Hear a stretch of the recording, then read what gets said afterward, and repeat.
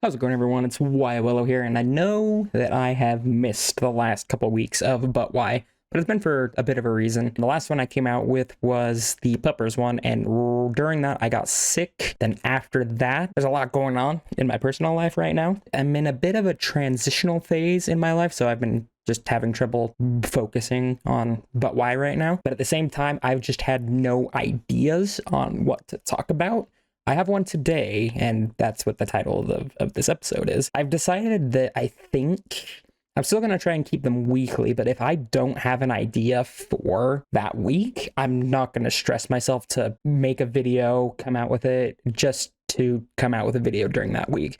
So I'm just going to come out with videos as I have ideas, if that makes sense. So what this week's episode is about is Demon Slayer Season 3. Now, I finished watching this. I luckily forgot about it and picked it up again right like 3 days after the last episode came out.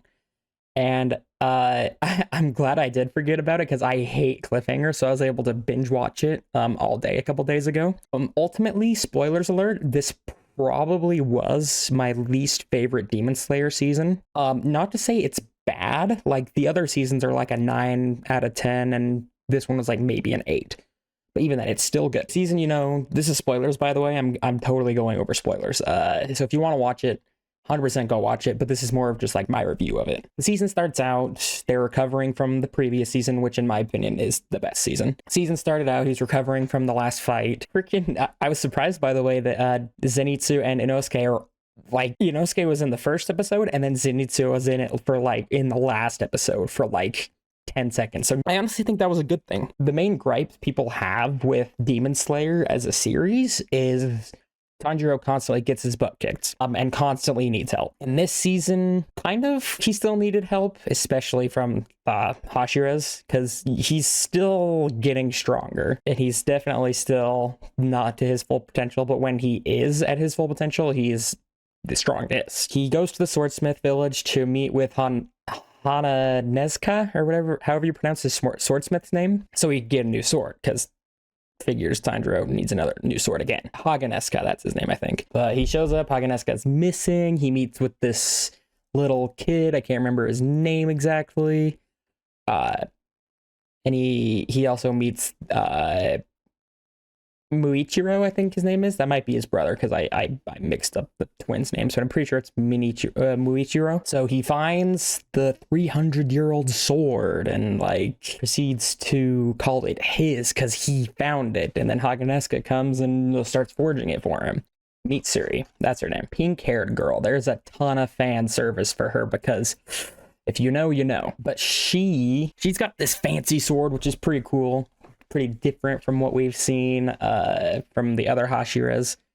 I want to preface this by another way by saying that like I have not read the manga for Demon Slayer, so the anime is my complete blind. That's just where I'm keeping up with the story, I guess. It only takes like 3 episodes for the fighting to start, whereas I think the previous season took a bit longer, and I did not enjoy the second season's amount of time it took the fighting to get going. So we're introduced to our Hashiras, then Muzan the season actually starts out with Muzan calling all the 12 Kizuki, because, Gyotaro and Daki got killed in the previous season, so he was expressing his disapproval of all the upper ranks. We get introduced to our upper rank 1, which is no surprise, that red-haired guy. I can't remember his name right now. I'm a fake fan. I don't.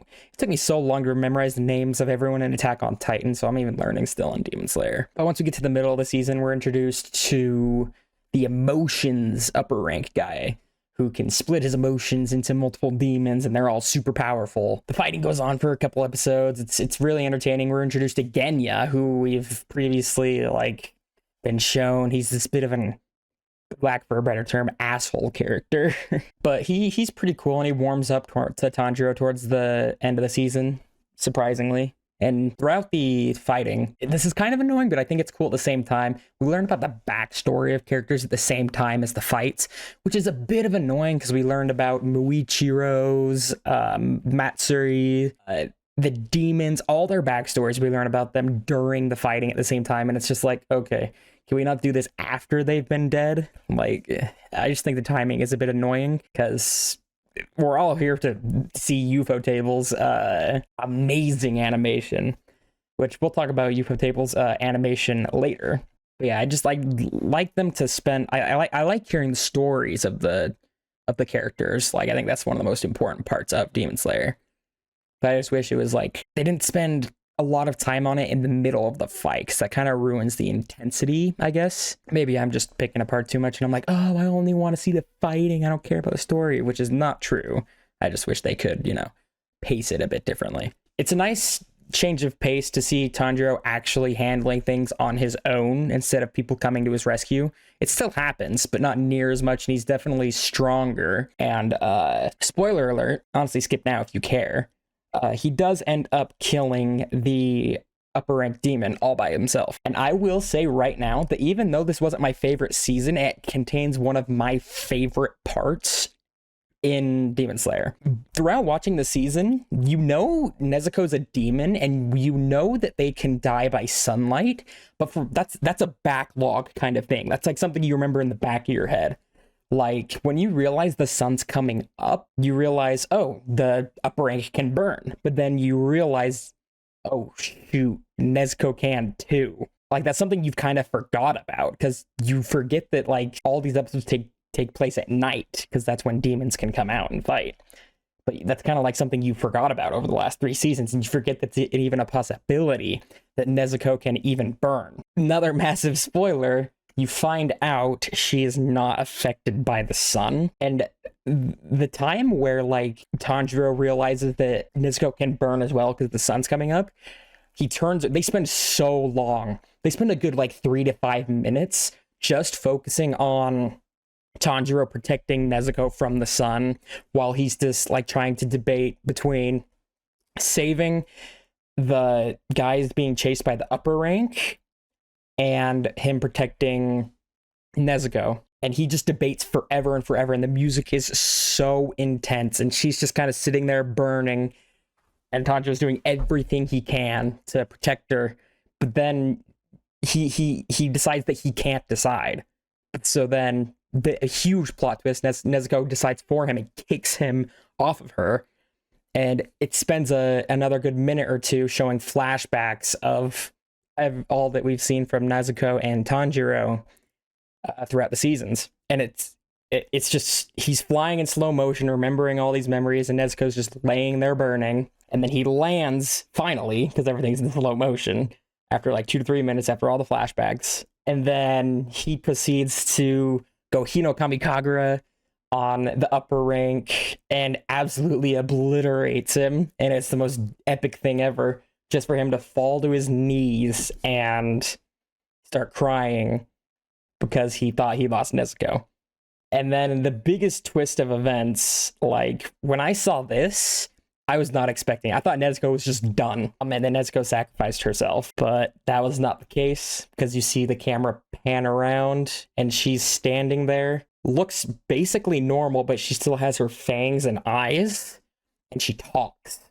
For the first time since becoming a demon, she talks. It doesn't seem like she's very literate, because all she can do is repeat what Tanjiro said. So she's regaining a bit of her humanity. Like, we know demons can talk, but she's been wearing her mouth guard for every season, so it keeps her from eating people, even though she hasn't eaten anyone. But the emotions, like, that's just something that Demon Slayer nails very, very hard, is the emotions of the characters. Like, Tanjiro's a very emotional character, and the voice actors for English, I've watched it in English and Japanese, by the way, because I watched it my first time through with Japanese, and then I watched dub my second time around with my brothers, because I watched it before they did, and then I wanted to watch it with them, so I've seen it twice. And I don't think the dub is that bad, but the sub is infinitely better. Like, I'll watch the dub, but the sub is infinitely better. So overall, I love all the characters in the seasons, like the new Hashiras. It was a nice change from Zenitsu and Inosuke, especially Zenitsu, because his crying can get very, very annoying, and everyone's getting so tired of it. Like, I want to see some character progression with him, like to where he's not asleep and cool. I want him to be awake and cool. And I get that's his whole gimmick or whatever, and we might get like some story progression from him, but I'll have to see. But Inosuke can stay Inosuke.